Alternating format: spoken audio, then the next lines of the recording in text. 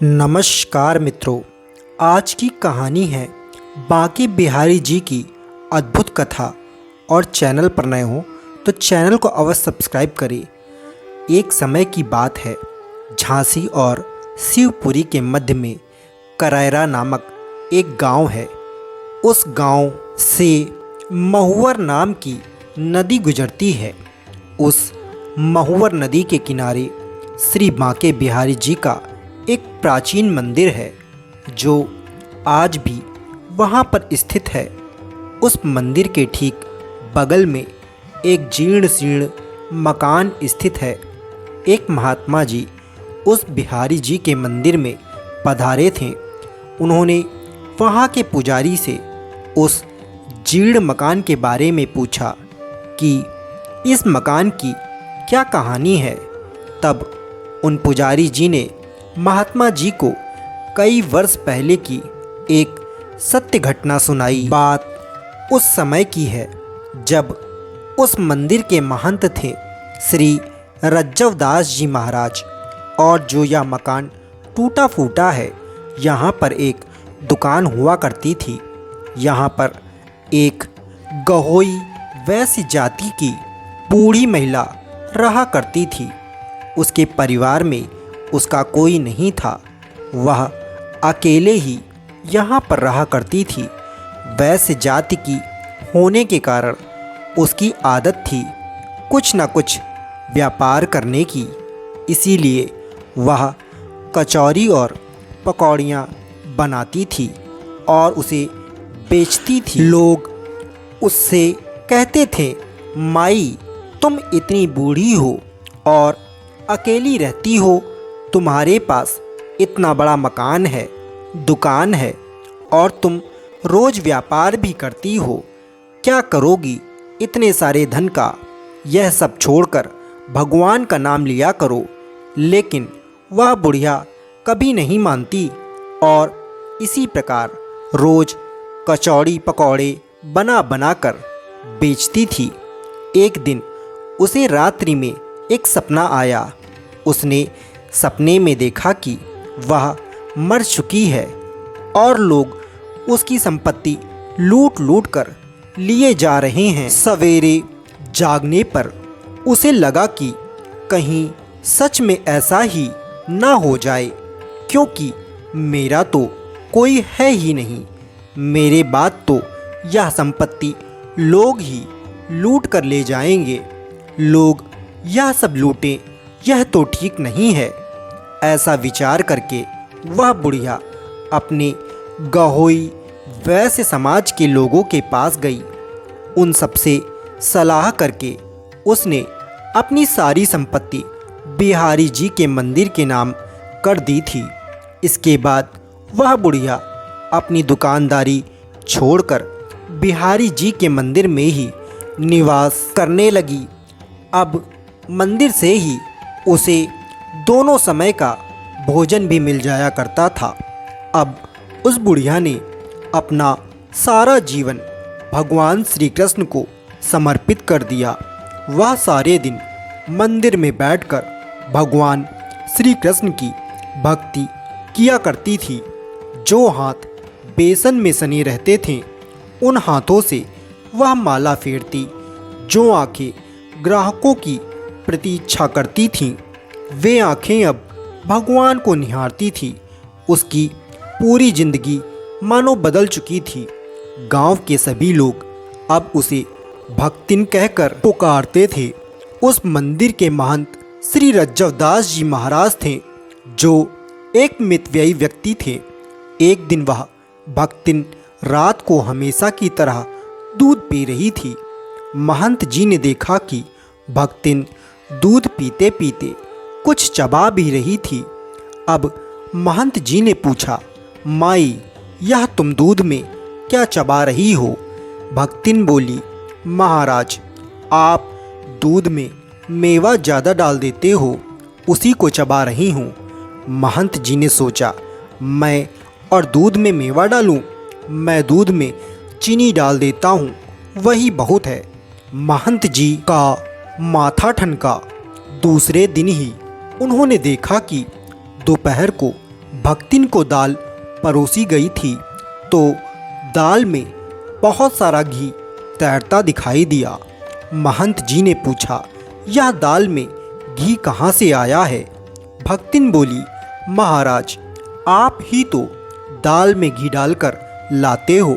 महंत जी को लगा शायद बर्तन में पहले से ही घी गिर गया होगा। अब महंत जी रोज़ देखते भक्तिन की रोटी और दाल में रोज़ घी दिखाई देता और उसके दूध में मेवे भी बढ़ते जा रहे थे।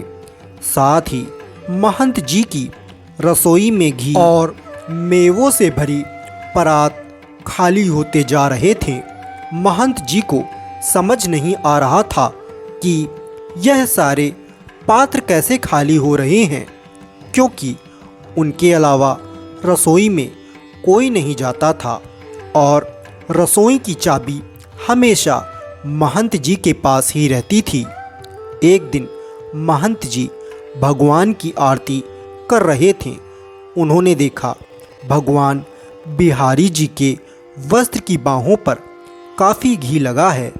उन्होंने सोचा शायद आरती करते समय लग गया होगा।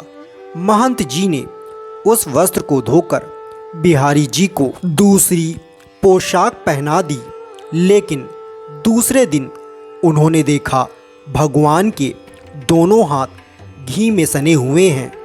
अब महंत जी को यह विश्वास हो गया कि यही बिहारी जी भक्तिन को दूध में मेवे और दाल रोटी में घी डाल कर देते हैं।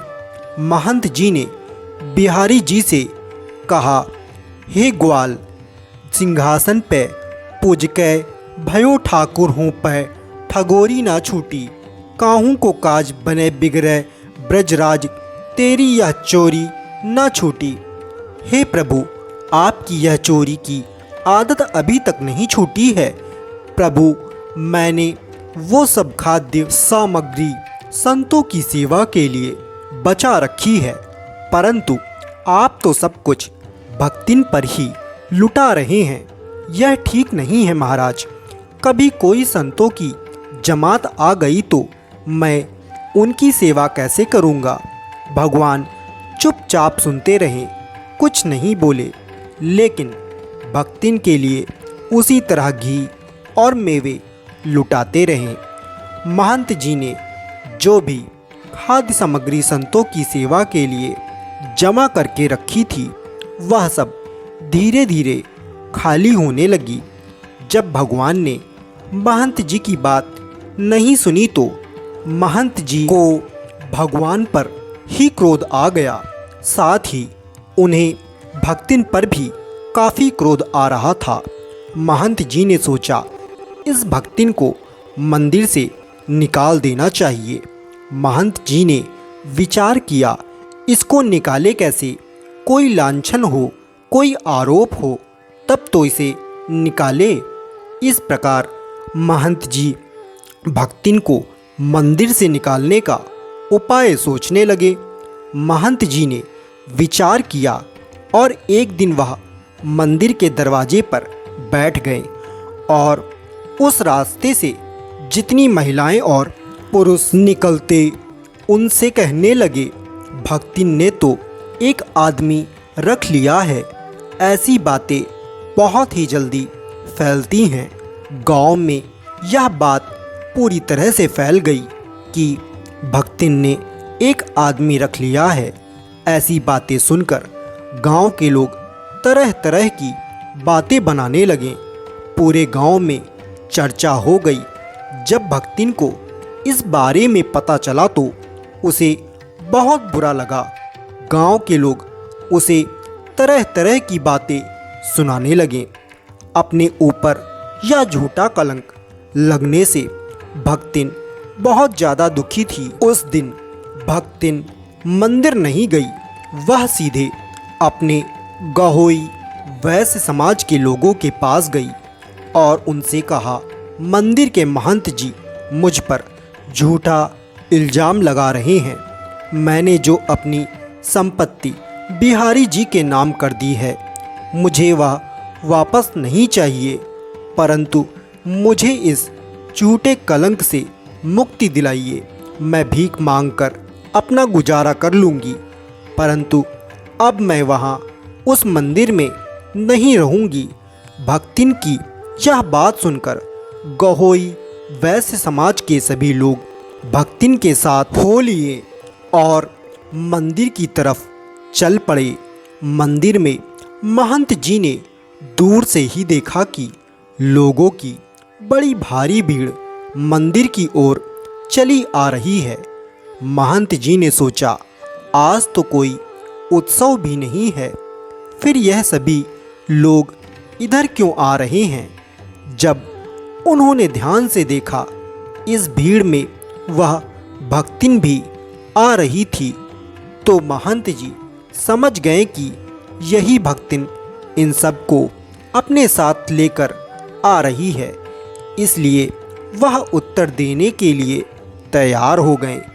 जैसे ही सभी लोग मंदिर पहुँचे, किसी के कुछ भी कहने से पहले महंत जी बोले, भोजन में नित घर्त स्वकर सोलेत, भर भर देत या भक्तिन की थारी जूं, मंदिर में मेवा के सारे पात्र रीत पड़े, कैसे रहेगी बात रीते पर हमारी जू। लोग समझे नहीं।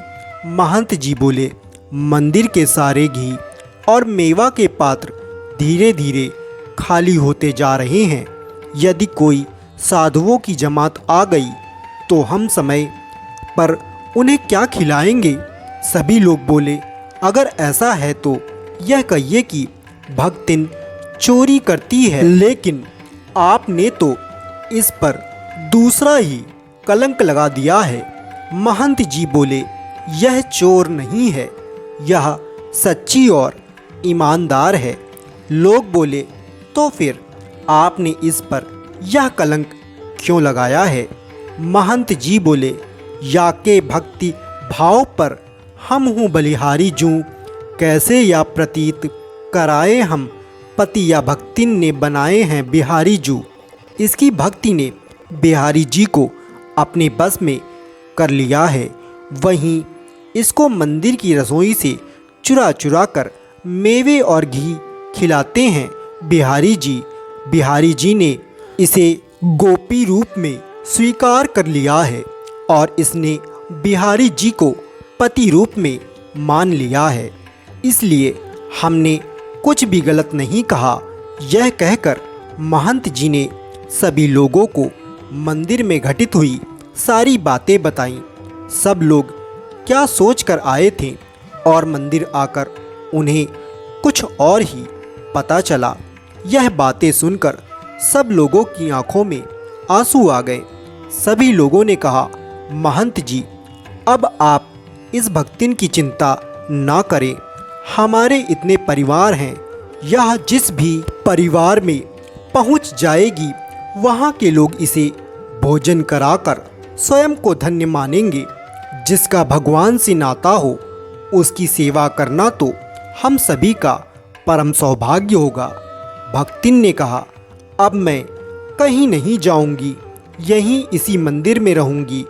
दोपहर को महंत जी भोजन लेकर आए, लेकिन भक्तिन ने भोजन खाने से मना कर दिया। कहा, मुझे भूख नहीं है। महंत जी बोले, हाँ, अब तुम हमारे यहाँ भोजन क्यों करोगी। कल से तो तुम्हारा बड़े बड़े सेठों के यहाँ पर निमंत्रण है। यह कहकर महंत जी चले गए। रात को महंत जी दूध लेकर आए। भक्तिन ने नहीं पिया। वह सारी रात श्री बिहारी जी के सामने बैठी रही। महंत जी को भी नींद नहीं आ रही थी। वे भी भक्तिन को अपने कमरे में से बैठे बैठे देख रहे थे। सुबह के 3 बजे जब सब लोग सो रहे थे, भक्तिन ने भगवान की देहरी पर सिर रखकर आंसू बहाए और उनसे कहा, नाथ को नाम कियो बदनाम, वैरागी सो ना विवाद बढ़ाऊं, और आपके हाथ से पायो प्रसाद, कहाँ अब किसी और के हाथ से पाऊं। अर्थात आपका नाम बदनाम किया, इसीलिए मैं और अधिक बात बढ़ाना नहीं चाहती और जब आपके हाथ से प्रसाद पाया तो अब क्या किसी दूसरे के हाथ से प्रसाद पाऊं? ऐसा कहकर जैसे ही भक्तिन ने अपना सिर मंदिर की देहरी पर रखा, अचानक एक बहुत तेज प्रकाश हुआ और गड़गड़ाहट के साथ मंदिर के सभी दरवाजे खुल गए और मंदिर की सभी घंटियां अपने आप बज उठी। महंत जी और सभी लोग जागकर अपने अपने कमरों से बाहर आए। सभी ने देखा कि भक्तिन के शरीर से एक प्रकाश पुंज निकला और बिहारी जी के श्री विग्रह में जाकर समा गया। भक्तिन के प्राण श्री बिहारी जी में विलीन हो चुके थे। पूरे करैरा गांव में इस बात का हल्ला मच गया। अगले दिन करैरा गांव में ही महुअर नदी के किनारे भक्तिन का अंतिम संस्कार किया गया और वहीं पर उसकी समाधि भी बनाई गई। महंत रज्जब दास जी जब तक उस मंदिर में रहे, उनका नियम था भगवान की आरती करने के बाद वह छत पर चले जाते और छत से उस समाधि की भी आरती उतारते थे। आज भी वह करैरा गांव है, वहाँ आज भी बिहारी जी का वही प्राचीन मंदिर है। मंदिर के बगल में वह खंडहर मकान है और आज भी उस भक्तिन की समाधि वहाँ उस महुअर नदी के किनारे स्थित है।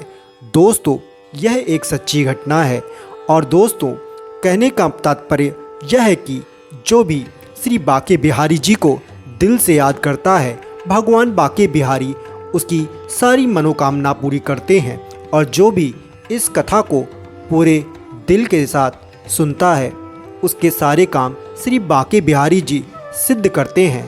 तो दोस्तों, चैनल पर नए हों तो चैनल को अवश्य सब्सक्राइब करें और बेल नोटिफिकेशन ऑन करना ना भूलें ताकि इसी प्रकार की कहानी सबसे पहले आप तक पहुंच सके। नमस्कार दोस्तों।